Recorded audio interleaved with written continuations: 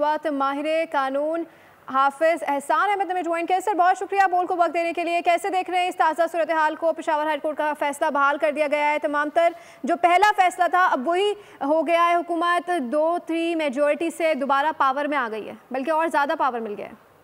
बिस्मिल्लाहिर्रहमानिर्रहीम। आज पाकिस्तान की सुप्रीम कोर्ट ने जो रिव्यू आर्टिकल 188 के नीचे फैसला किया है, बुनियादी तौर पे अब पेशावर हाई कोर्ट की जजमेंट जो है, जो 28 मार्च 2024 को आई थी, उसको रिस्टोर कर दिया है। क्योंकि जो कंट्रोवर्सी सुप्रीम कोर्ट के अंदर आई थी वो आर्टिकल 51 और आर्टिकल 106 की थी,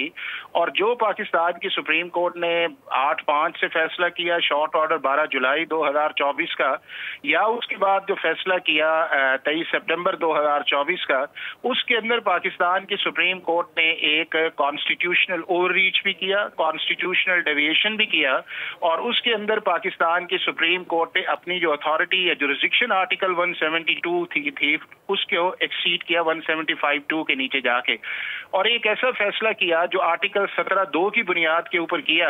और जो असल रिजर्व सीट्स के आर्टिकल थे, जो आर्टिकल 51 या आर्टिकल 106 जो है, और उसके बाद सेक्शन 104 जो था, उसको रिडेंडेंट किया, और उसके साथ साथ जो सर्टेन अमेंडमेंट थी उनको स्ट्राइक डाउन किया without issuing the notice of the attorney general of Pakistan. तो बुनियादी तौर पर पाकिस्तान की सुप्रीम कोर्ट ने जो 12 जुलाई का फैसला था वो एक पॉलिटिकल और पॉपुलर फैसला तो हो सकता था,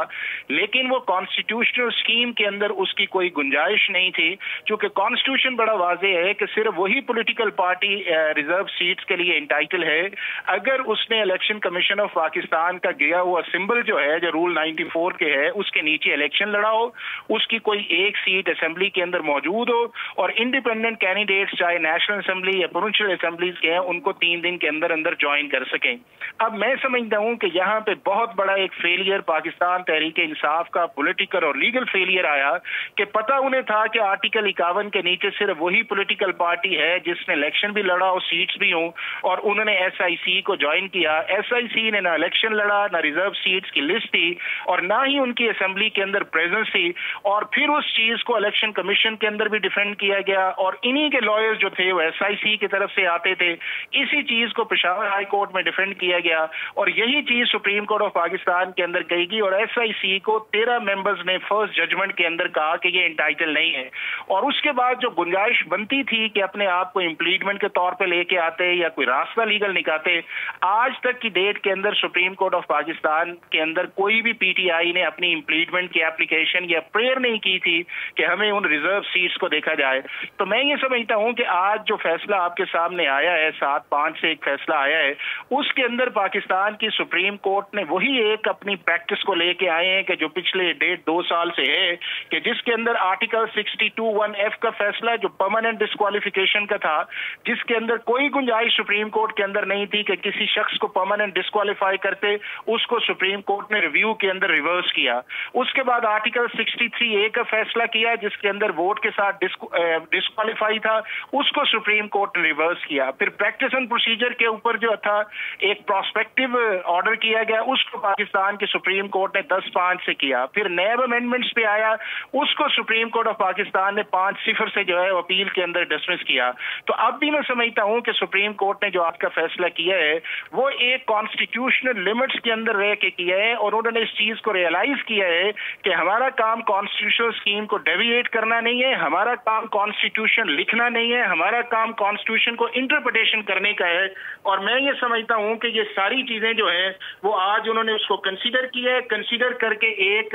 वेल कॉन्स्टिट्यूशनल लिमिट्स के अंदर एक फैसला किया है, और ये फैसला जो है मैं ये समझता हूं कि एक पॉलिटिकल भी इसका आएगा, और पॉलिटिकल ये है कि एक बैड लीगल स्ट्रैटेजी की वजह से पाकिस्तान तहरीक इंसाफ जो है उनकी 27 सीट्स जो बननी चाहिए थी पंजाब के अंदर, उससे वो डिप्राइव होंगे।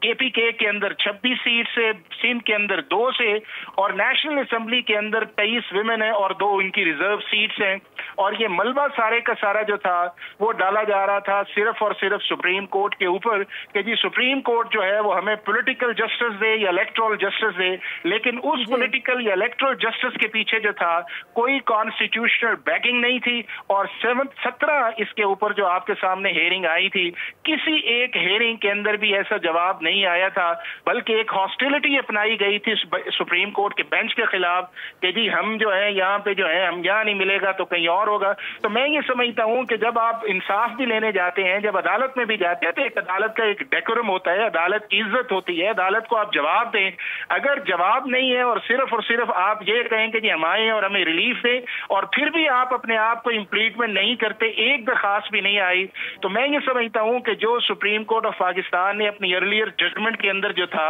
جو اختیارات سے تجاوز کیا تھا یا آئین کو بائی پاس کیا تھا، اس کو آج پاکستان کی سپریم کورٹ نے ریورس کیا ہے، ریکٹیفائی کیا ہے، اور اپنی لمٹس کے مطابق جو کانسٹیٹیوشن کے اندر ہونا چاہیے تھا وہ ایک فیصلہ آج سپریم کورٹ نے کیا ہے۔ اچھا حافظ احسان احمد صاحب، ایک چیز اور بھی، خواتین اور اقلیتوں کی مخصوص نشستیں تحریک انصاف کو دینے کا فیصلہ نظر ثانی میں قدم کیا گیا ہے، تو اس کو کیسے دیکھ رہے ہیں آپ؟ دیکھیں نا، نظر ثانی میں جب آپ اس کا قدم ہو گیا ہے تو جو 12 جولائی کی ججمنٹس تھی اس کے اندر تو partial compliance election commission of Pakistan نے 39 پہ کی تھی، بٹ اب یہ ہے کہ سپریم کورٹ نے 39 کو بھی ریورس کر دی ہے اور 41 کو بھی انہوں نے ریورس کر دی ہے۔ اب جب دونوں ریورس آئے ہیں تو جہاں کے اوپر پی ٹی آئی کے نام پہ اگر سیٹس تھیں وہ بھی واپس ہو جائیں گی، اور جو انہیں ملنی چاہیے تھی سپریم کورٹ کی 12 جولائی کی ججمنٹ کے بعد وہ اب انہیں نہیں ملیں گی۔ اور سب سے زیادہ میں سمجھتا ہوں اس پروسیس کے اندر جو فائدہ آئے گا ہوئی ہے یا اس کے اندر اسٹریٹجی کے اندر آیا ہے، آپ اس کو انویسٹیگیٹ کریں کہ کون سے وہ ایسے لوگ تھے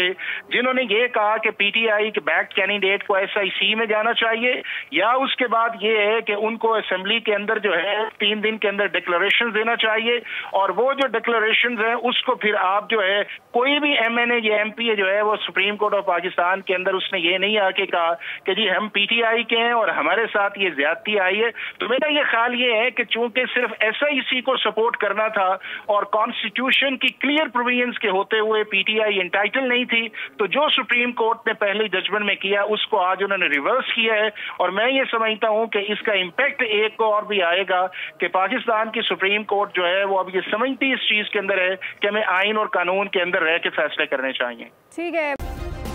سبسکرائب کریں اور بیل دبائیں تاکہ کوئی خبر رہ نہ جائے۔